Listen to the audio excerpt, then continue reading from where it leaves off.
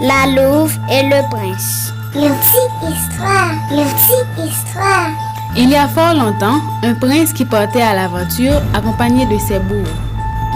Après avoir passé des heures en chemin, il arrivait dans une forêt où il apercevait le cri des bêtes. Une petite histoire.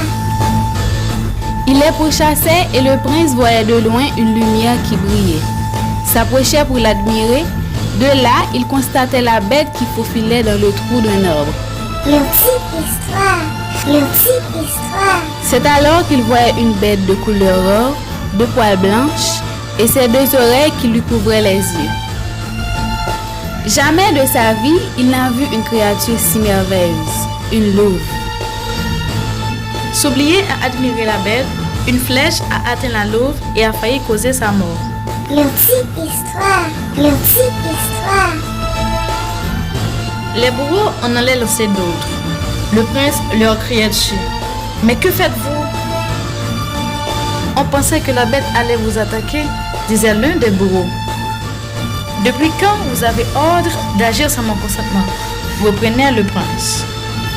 Priez fort pour qu'elle ne meure et escortez-la jusqu'au palais. Une petite histoire, une petite histoire. Arrivé au château, il l'enchaînait et faisait appel à un médecin. Le docteur l'a soignée et leur a conseillé de la laisser se reposer, car elle était très faible et à son réveil de la donner à manger.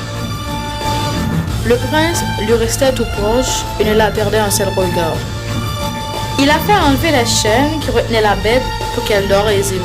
Une petite histoire, une petite histoire, une petite histoire. Le prince était fatigué et allait se reposer dans sa chambre. Le lendemain, on est venu le réveiller pour lui annoncer la disparition de la bête. Descendait rapidement de son lit et se mettait aussi à sa recherche.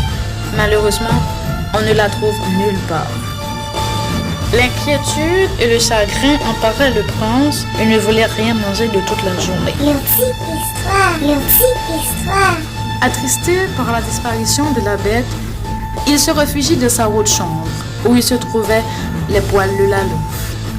Il se posait pas mal de questions. Une petite histoire, une petite histoire. Soudain, il a entendu une respiration humaine qui a attiré sa curiosité.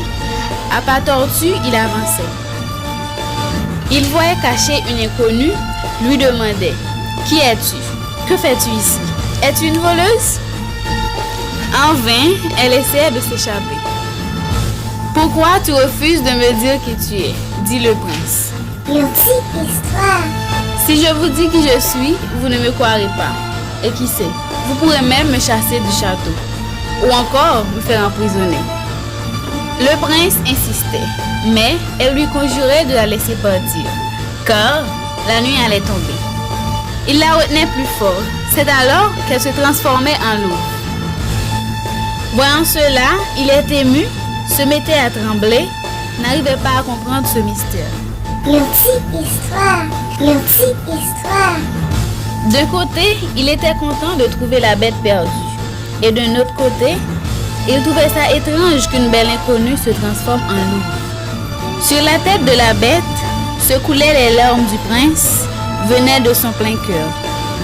Et la louve est redevenue la belle inconnue une nouvelle fois.